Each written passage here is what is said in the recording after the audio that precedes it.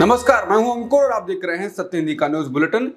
एक नजर अब तक की सुर्खियों पर। पीएम मोदी ने अपनी एक चुनावी सभा में इंडिया गठबंधन पर तुष्टीकरण की राजनीति करने के आरोप लगाए हैं। इस बारे में प्रियंका गांधी ने कहा कि कल या परसों ही तो वो कह रहे थे कि अगर ऐसी बातें करूं तो प्रधानमंत्री बनने योग्य नहीं हूं। आज क्या हो गया? मन बदल गया कि भीड़ बदल गई? मतलब हुआ क्या? प्रियंका बोली, कल कुछ कह रहे थे, आज कुछ कह रहे हैं, तो हम उन पर भरोसा कैसे करेंगे?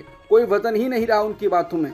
बता दें, पीएम मोदी ने मंगलवार को एक इंटरव्यू में कहा था कि मैं जिस दिन हिंदू मुसलमान करूंगा उस दिन मैं सार्वजनिक जीवन में रहने योग्य नहीं रहूंगा। मैं हिंदू मुसलमान नहीं करूंगा, ये मेरा संकल्प है। हालांकि इस इंटरव्यू के एक दिन बाद ही पीएम मोदी ने एक सभा में बुधवार को कहा था, कांग्रेस कह रही है कि एससी, एससी, ओबीसी और गरीबों का आरक्षण छीन कर मुसलमानों को दे देंगे।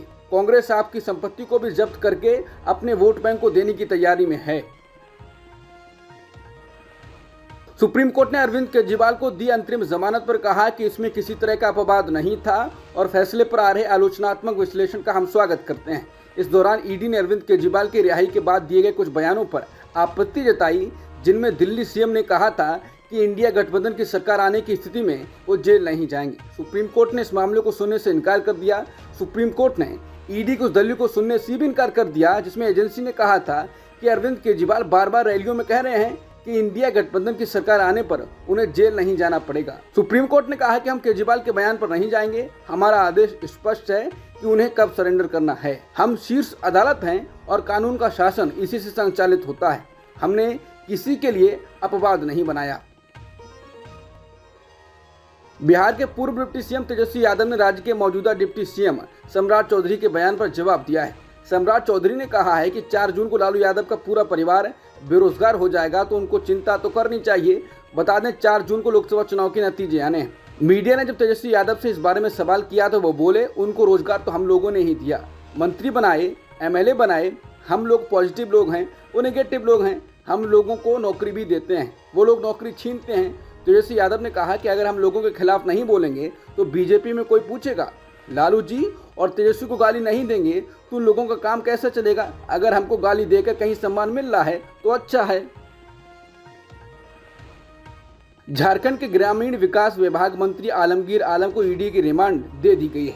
पीएमएलए कोर्ट ने ईडी की अर्जी को स्वीकार करते हुए 6 दिनों की रिमांड पर भेज दिया है। बता दें कि ग्रामीण विकास विभाग में कमीशन के खेल के मामले में मनी लॉन्ड्रिंग के आरोप में आलमगीर आलम की गिरफ्तारी हुई है। बता दें कि मामले में मंत्री के पीएस संजीव लाल और जहांगीर आलम की भी गिरफ्तारी हो चुकी है। दिल्ली के मुख्यमंत्री अरविंद केजरीवाल ने सपा प्रमुख अखिलेश यादव के साथ लखनऊ में संयुक्त प्रेस कॉन्फ्रेंस की। इस दौरान अरविंद केजरीवाल ने कहा कि मोदी जी अपने लिए नहीं बल्कि अमित शाह को प्रधानमंत्री बनाने के लिए वोट मांग रहे हैं। बीजेपी अगर जीत गई तो योगी आदित्यनाथ को 2 से 3 महीने में सीएम पद से हटा दिया जाएगा। उन्होंने कहा कि मेरे ये कहने के बाद भी बीजेपी योगी पर कुछ नहीं बोल रही है, मतलब उन्हें पक्का सीएम पद से हटाएगी। अरविंद केजरीवाल ने कहा कि 2014 में जब मोदी पीएम बने थे तो उन्होंने नियम बनाया था कि 75 साल से ज़्यादा उम्र के व्यक्ति को संगठन और सरकार में कोई जिम्मेदारी नहीं मिलेगी। इस नियम के तहत आडवाणी और जोशी जी को रिटायर किया गया। अगले साल 17 सितंबर को मोदी जी रिटायर होंगे और वो अगले साल अमित शाह को पीएम बनाएंगे। अरविंद केजरीवाल ने आगे कहा, मोदी जी 1 साल से इस प्लान पर काम कर रहे हैं। अमित शाह की राह में जो भी नेता थे उन्हें ठिकाने लगाया जा चुका है। अमित शाह की राह में अब सिर्फ योगी आदित्यनाथ बचे हैं, उन्हें साइडलाइन किया जाना है। मोदी जी ने ऐसा नहीं कहा है कि वो 75 साल की उम्र के बाद रिटायर नहीं होंगे। ये मोदी जी का बनाया हुआ नियम है और वो इसका पालन जरूर करेंगे। आप संयोजक अरविंद केजरीवाल ने कहा कि देश भर से रुझान आ रहे हैं जो दर्शाते हैं कि बीजेपी को 250 से कम सीटें मिलेंगी। उन्हें करीब 220 सीटें हासिल होंगी। वो हरियाणा, दिल्ली, पंजाब, कर्नाटक, महाराष्ट्र, पश्चिम बंगाल और यूपी, बिहार, झारखंड और राजस्थान में हार रही है। बीजेपी की सरकार नहीं बनने जा रही है, इंडिया गठबंधन ही सरकार बनाएगा। अखिलेश यादव ने कहा कि 4 चरण में बीजेपी चारों खाने चित हो चुकी है। अखिलेश यादव ने कहा कि बीजेपी 400 पार का नारा दे रही है, लेकिन वो 143 से ज्यादा सीटें नहीं जीत रही। देश की जनता इन्हें 140 सीटों के लिए तरसा देगी। अखिलेश यादव ने कहा कि संविधान बचेगा तो देश बचेगा। बीजेपी की संविधान खत्म करने की साजिश को सब समझ गए हैं। अखिलेश यादव ने दावा किया कि इंडिया गठबंधन बीजेपी को हराने जा रहा है। दिल्ली के मुख्यमंत्री अरविंद केजरीवाल ने सपा प्रमुख अखिलेश यादव के साथ एक साझा प्रेस वार्ता की।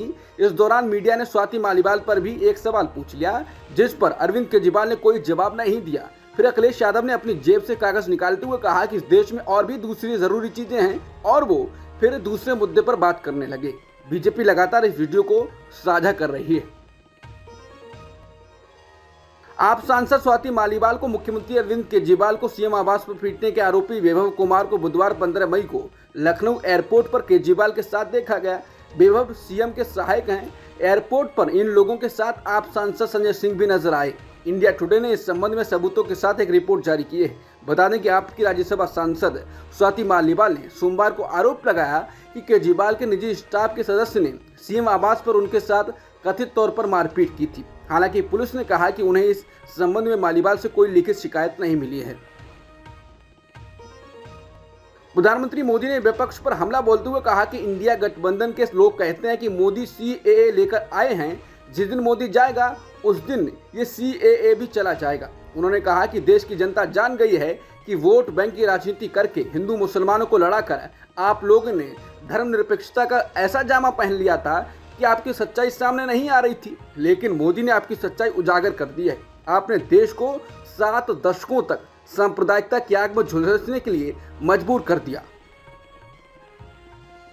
हाल ही में एक पत्र में 2 पूर्व न्यायाधीशों ने राहुल गांधी और प्रधानमंत्री मोदी को सार्वजनिक रूप से बहस करने को कहा था, जिस पर राहुल गांधी ने कहा था कि वो इसके लिए तैयार हैं। अगर पीएम तैयार हैं तो उन्हें जरूर बताया जाए। बीजेपी की तरफ से अभी तक इस पर कोई जवाब नहीं आया है।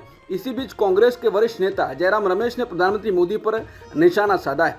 जयराम रमेश ने सोशल मीडिया पर लिखा, प्रधानमंत्री से डिबेट का निमंत्रण स्वीकार करते हुए राहुल गांधी के लिखे पत्र के 5 दिन बीत चुके हैं। तथा कथित 56 इंच के सीने ने अभी तक निमंत्रण स्वीकार करने की हिम्मत नहीं जुटाई है। श्याम रंगीला का नामांकन खारिज कर दिया गया है। इसके बाद उन्होंने कहा है कि आयोग ने सोच समझकर मेरे और मेरे साथ साथ बाकी 24 से 25 प्रत्याशियों के साथ भी छल किया है। लोकतंत्र में सामान्य नागरिक के चुनाव लड़ने के अधिकार की हत्या कर दी गई। कुछ लोग हैं जो मुझ पर उंगली उठा रहे हैं, उनको कहूंगा कि आप हिम्मत करिए और जाइए, बाकी प्रत्याशियों से बात कीजिए, वो तो पब्लिसिटी के लिए नहीं आए होंगे। सुप्रीम कोर्ट ने ईडी की तरफ से मनी लॉन्ड्रिंग के मामलों में की जाने वाली गिरफ्तारियों पर बड़ी टिप्पणी की। अदालत ने कहा कि अगर विशेष अदालत ने मनी लॉन्ड्रिंग की शिकायत का संज्ञान ले लिया है तो ED prevention of money laundering act के सेक्शन 19 के तहत मिली शक्तियों का इस्तेमाल कर आरोपी को गिरफ्तार नहीं कर सकती। गिरफ्तारी के लिए ईडी को विशेष अदालत में आवेदन देना होगा।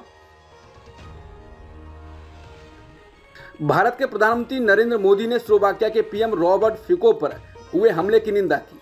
पीएम मोदी ने सोशल मीडिया प्लेटफॉर्म एक्स पर पोस्ट किया, स्लोवाकिया के पीएम रॉबर्ट फिको पर गोली लगने की खबर से गहरा सदमा पहुंचा है। इस कायरतापूर्ण हमले की कड़ी निंदा की जाती है। रॉबर्ट फिको के जल्द स्वस्थ होने की कामना की जाती है। इस मुश्किल घड़ी में भारत स्लोवाकिया के लोगों के साथ है। रूस के राष्ट्रपति व्लादिमीर पुतिन 2 दिन के दौरे पर चीन पहुंच गए हैं। पुतिन 2 दिन के दौरे के दौरान चीन के राष्ट्रपति शी जिनपिंग से मुलाकात करेंगे। पुतिन और शी जिनपिंग की मुलाकात पर पश्चिमी देशों की नजर है। रूस और चीन की साझेदारी कैसे आगे बढ़ेगी, पुतिन और जिनपिंग की मुलाकात में इस पर बात हो सकती है। रूस और यूक्रेन के बीच 2 साल से अधिक समय से युद्ध छिड़ा हुआ है। भारतीय फुटबॉल टीम के कप्तान सुनील छेत्री ने इंटरनेशनल फुटबॉल से संन्यास का ऐलान कर दिया है। सुनील छेत्री 6 जून को कुवैत के खिलाफ भारत के लिए अपना आखिरी मैच खेलेंगे। सोशल मीडिया प्लेटफॉर्म एक्स पर वीडियो शेयर करते हुए सुनील छेत्री ने संन्यास की जानकारी दी। अब तक की सुर्खियों में इतना ही। बाकी खबरों के लिए बने रहिए सत्यहिंदी.com के साथ।